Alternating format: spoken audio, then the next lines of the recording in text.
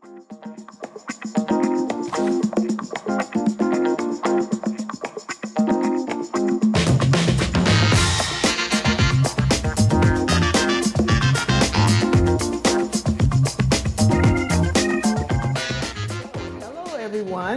welcome to another episode of Black in Laguna Woods, hosted and produced by the African American Heritage Club here in Laguna Woods. I'm Annie McCary, president of the African American Heritage Club, and I'm joined by our vice president, Willie Phillips, and also a very special guest today that we have, and we're just going to be kicking it around with a very special Laguna Woods resident. This Lonnie Josie is a Laguna Woods resident, and I'm going to let you tell us about your story and your plot in Laguna Woods, but I just want to tell the audience, when I first met Lonnie a couple of years back, and he told me about his amazing story, and I just thought we had to have him on the show so we can share with the Laguna Woods audience the treasures that we have here in Laguna Woods. So without further ado, I'm going to welcome Lonnie Joseph. Lonnie, welcome to the program, and tell us about you and your plight in Laguna Woods and all this amazing history that you've got going. Thank you very much, Annie. I moved to Laguna Woods about 15 years ago after my wife had retired as an educator. Maria Elena is her name. And I've been here a long time. Anyway, prior to moving to Laguna Woods, I worked as a social worker and a probation officer for Los Angeles County. While working in Los Angeles County, one of my coworkers, who I didn't know at the time, was an original Tuskegee Airman. And I'm sure a lot of people know about the Tuskegee Airmen.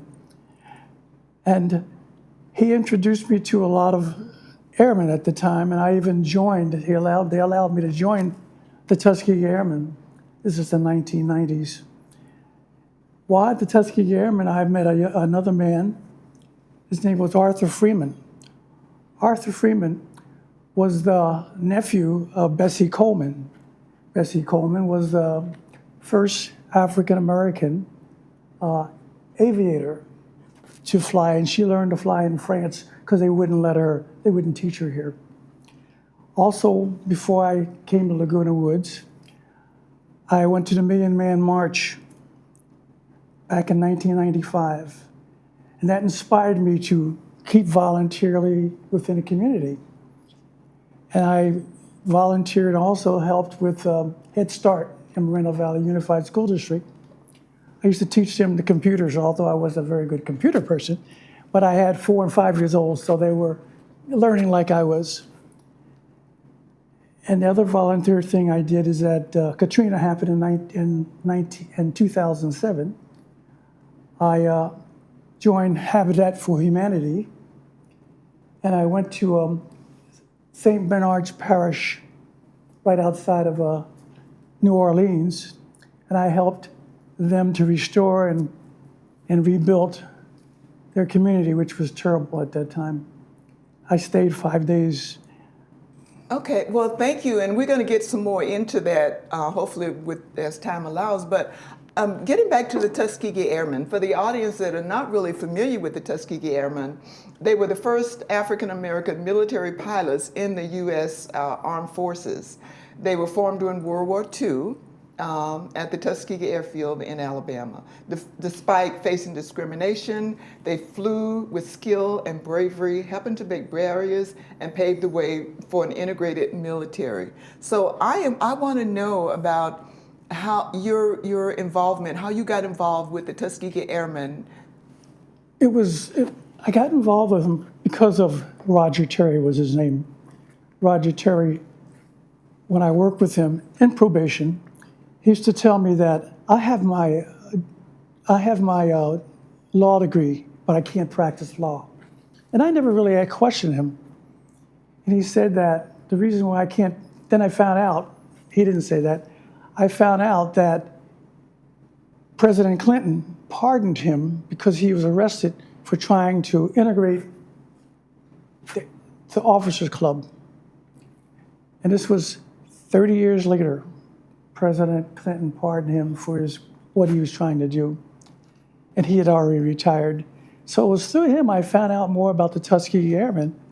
And I must have met, at that time, originals. It must have been in the LA chapter, San Diego chapter, and the chapters. I must have met at least about 45 originals. I don't think any of them are here now. I don't know. So that's how I got involved. And do you any exciting stories about anything that you could share with us, an experience that just stood out from any other with Yes, those airmen? one of the Tuskegee Airmen, his name was Arthur Freeman. Arthur Freeman was an artist, character artist, and he used to do drawings of all the pilots that came in, that was flying in Moton Field, and that's Tuskegee, Alabama. He would do the drawings, and then he would have them sign it. So all these, I have pretty much all of them. The ones I have are not originals. I had him copy. He had them copy. And all these have the original signatures on. And he would put little sayings on them. And he had a little book that he allowed me to see. This is like 30 years ago.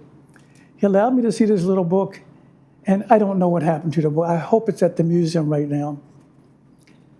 And he passed away. That was very interesting. The rest of them, each and every one had their stories, where they came from, how they reacted. Some were fighter pilots, some were bomber pilots. I met some of the nurses that were with Los Angeles chapter. I would go to their conventions, Los Angeles. I went to the one in Indiana, and I met more and more. But that was 30, 40 years ago. That's how I got involved. My father was a World War II veteran. His brother was a World War II veteran, and my mother's brother was also World War II veterans. So I got very interested. Yeah. How about your question for you, Willie? So what's your age? How old are you? I'm 85 years old. 85 years old. Where were you born? What part of the country? I'm from Philadelphia, Pennsylvania. Okay. Yeah. So I'm always interested in the background of our elder citizens. So your ancestors, what are some of the things that you learned from them, words of wisdom or traditions that you would like to carry on and pass on to the future generations? Coming from Philadelphia, I didn't really have the old ancestors.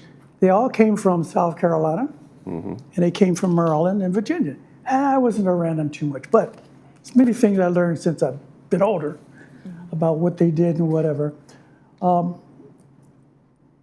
We would have gatherings and have cookouts. A lot of my family came from South Carolina, and they came up during the Great March back in the 1920s when they migrated, the Great Migration, to Pennsylvania and New York.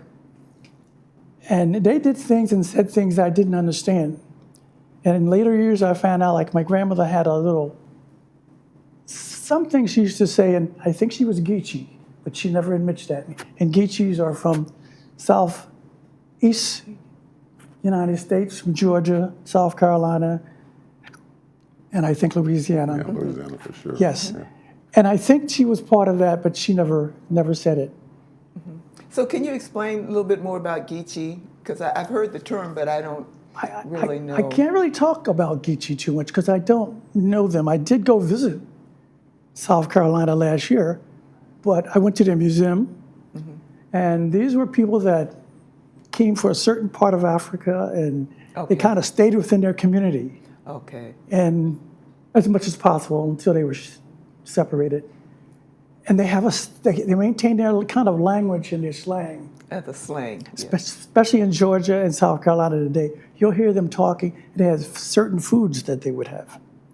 And that's all I can tell you about the Geechee, because I don't know a lot about it. Very, very interesting. Yeah. Okay, so how long have you been living in Orange County? Well, I've been in California 53 years. I've been in Orange County since I moved here 15 years ago. Okay. Did you find a big difference in Los Angeles County and Orange County as far as you? No. Is it about the same? When I lived, I also lived in a place called Sun Lakes community. Sun Lakes is in Beaumont, 55 and older. I lived there 8 years prior to coming here. No difference, except it's hotter there. So you don't experience any, you haven't, since your California experience, you haven't experienced any bias or discrimination, anything like that at all? I had one TD problem when I first came to Laguna Woods, but I don't even want to talk about that. And that was way back 14 years ago. Other than that, never. I had some very good neighbors, always had. Sounds like you like it here in Laguna Oh, Woods. I've been here a long time. Yeah, I love it here. Okay, well, good. So I'd like to hear a little bit more, and we may go back and forth with this conversation, but I'd like to hear a little bit more about your involvement with the Tuskegee Airmen and what drew you to them, to the organization. Well, what drew me basically was my friend. When I found out he was a member of the Tuskegee Airmen, and he said to me, he said, "You were in the Air Force, you join us." I said, "But I'm not an original Tuskegee Airman." He says, "That's okay." He said, "Your father was a World War II veteran, and that was good enough." And that's what did it. And they were a community-based thing. They go out to the schools, they go out to different communities, they talk about it. That's what they did. And that's what I did also. I used to talk about what they did. Some of the rumors about their flying and stuff like that. And it was really enlightening and educational. So when you say you're a member of the Airmen, is like a club or it's a group, since you weren't a part of the originals? So what does the group do now? What type of thing do they type to perpetuate? I don't belong anymore. I don't attend meetings. I'm just getting too old to get up there. But what they still do is the younger guys now, they go out to schools, they represent, and they keep the dream alive, what they did. And they fly a lot. Okay. They have a club in Compton. They have a club all over. I think County and Orange County. They teach kids what it's like to be a flyer. The clubs have sprung up. Younger kids are graduating and flying. That's the main thing. Keeping the dream alive. Yes. And as far as the kids that they're teaching, so it's more of an integrated organization now versus a segregated. Yes, it is. Okay. And also forgot to say, and they did open up the museum. Hopefully it stays open. In Moton Field, that's at Tuskegee, Alabama. They opened it, and the National Park Service took over. I happened to be there the day they opened it, 2007. And that's a good learning place to learn about the Tuskegee Airmen. And also, it's a good place to see Tuskegee University. Yes. Yes. So you brought some stuff to show and tell for us today, Yes. which I thought was very, very informative and enlightening. I'm kind of a collector. I collected these years ago. This was Bessie Coleman. And for those of you who don't know Bessie Coleman was the first African-American to fly. She got her license by going to France because they wouldn't teach her there. They wouldn't teach women, and they wouldn't teach African-American women to fly. So she went to France and got her license, and she couldn't work at it. So what she did is started her own circus group. She would fly. She'd have a pilot fly her. She would stand on the wings. You might have seen the old photos of people standing on the wings doing. That's what she did. Oh, she was the person that stood on the wings. Yes. Wow. Yeah. Bessie Coleman died in a plane accident. She was going up one day, and she was sitting in the back seat. There was the old two-seaters. And it was a young pilot, and he didn't know how to fly the plane, and he turned the plane over, and she fell out. Wow. That's bad. And like her nephew was also a flyer. She encouraged him to fly. And his name was Arthur Freeman. Yes. Okay. So what was your stint like in the service? Were you in the Air Force, you said? I was Air Force. Nothing exciting like they did. I went in at the middle of, or the beginning of, I guess, Vietnam. But I didn't serve in Vietnam. I got out, I was discharged first, and actually I became a police officer in Philadelphia. That's the first job I had. So I did not participate in the war itself. Yes. Okay. And I see you brought your military, that's the Tuskegee Airman hat there. Yes. So any insights from your time in the military? Any highlights from that time that you served in the military? No, my highlights in the military, nothing compared. I was just in the military. Air Force was fine. And what inspired you, though, to go into the military? I was 17 years old, Okay. and I didn't really want to go to college. I didn't have the grades for the college at that time. And it wasn't until after I got out of the military, Air Force, that the GI Bill came out. And I moved to California, and I went to West LA College, got my grades, got the courses that I have. To make a long story short, I got my master's degree at Pepperdine. And When it was over in Vermont before it moved to Malibu? yeah, I was in Vermont. I was down on the old campus in Vermont before it moved to Malibu. The last class to graduate from Vermont. Oh, okay. And when I was working with the children that I worked with, whether probation or my children that were dependent, I would always encourage, you're never too late to go back to college. I was 35 years old when I got my master's. When I went back to school, I was like the oldest in the class. This was 1971. I was the oldest one in the class, but it didn't stop me. I kept on going. Nowadays, everybody goes, it doesn't matter how old you are. But that's what I did for them. I would encourage them to keep going to school or to go back to school. So that's what, yes. So is that the message you would leave to this generation about education, or is that something that's don't really give up. important to them? Unfortunately, I went through the times like what's happening right now, but I didn't give up. I didn't give up. So things will get better, hopefully. Now, you mentioned your age earlier, and you talked a lot about your very colorful history and background and experiences. At this stage in your life, how is your life in Laguna Woods? Do you have aspirations for future? How is your life, and how would you like the rest of your life to be? My wife and I travel a lot, Okay. and we traveled since she was retired. And I want to just keep traveling. I can't walk as fast anymore, but keep traveling. There's other places on my bucket list. What are some of your favorite places? Oh, I like Peru, Machu Picchu. I like Belize. We went to Europe. I went to Japan twice, Singapore, Thailand.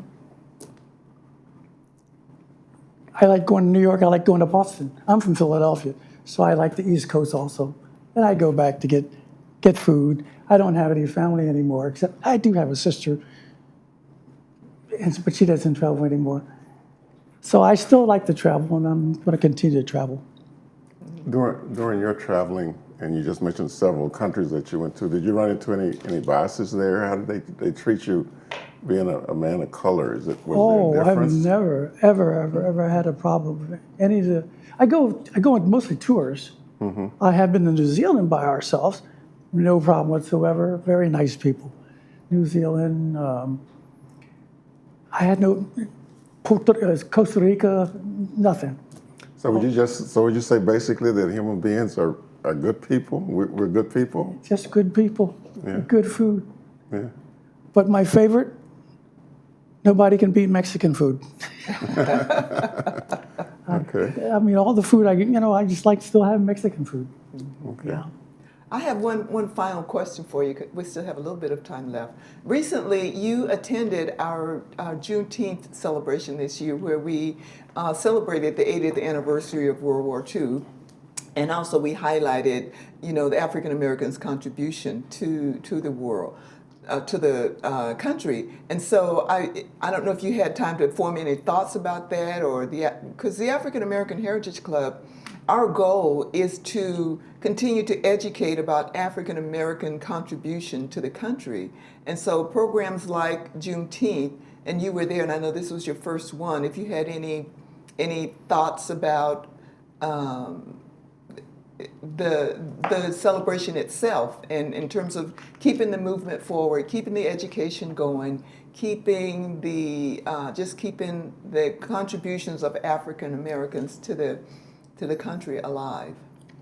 If you can continue to do what you're doing and showing film, like I also went to the Christmas Kwanzaa. Yes. I know we had a problem with the We did the video. video, but that's how you teach. You show the video first, what's Kwanzaa all about, hard to explain, and then and have people come in and talk about it. That's the lovely thing about that. You have to teach. Yeah. You have to teach because people don't want to read and find out for themselves. But there's so much negative information out there. Yeah. Yes. And one of the, in my opinion, one of the unique things about the African American Heritage Club here in Laguna Woods is that we are a club that's totally different from all of the other clubs in terms of what our mission is. We do social stuff like all the other clubs do, and we do education about the plight. So I think that's one of the things that sets us apart a bit from the other clubs, but it also is so inviting that anybody can come to any of our meetings, join our club, and do anything they want, and enjoy our history and our heritage. Keep up the good work. Yes. We're going to give you, as a club, we're going to give you and your wife tickets to Marvin Gaye and Tammy Terrell. We're having the Trouble Man, I saw that tribute to Marvin last Gaye on week, September the 13th. And also we're collaborating with the Community Bridge Builders to have Billie Holiday, a tribute to Billie Holiday on March the 22nd. So if you're in town, we'd like to sponsor the two of you to come to that event as well. And all of you out there in the general public, come out and see us on March the 22nd. We'll be having Billie Holiday and McQuarrie, the same lady that did Harriet. The same lady that starred in Harriet Tubman. She'll be back on March the 22nd as Billie Holiday. And of course, we have the Marvin Gaye event coming up on September the 13th. And I, for one, would like to thank you for coming, and you look pretty good for 85 there, man. Thank you very much. Well, and I too want to thank you so much for joining us. Thank you. And sharing some of your rich stories to us, and encouraging us as the African American Heritage Club to continue to do what it is that we're doing, which is to just acknowledge and celebrate the contributions of African Americans. So thank you again for joining us. Thank you for being with us, and safe travel when you're off in September. Thank you. And thank you again so much. And thank you all for joining us. This is another version of Black in Laguna Woods, and we were actually just kicking it with Lonnie. So just kicking it sounds like a catchy name for a program. So we'll just be just kicking it, and maybe that'll catch on. So thank you again, and have a wonderful, wonderful week. Goodbye, everyone. Thank you.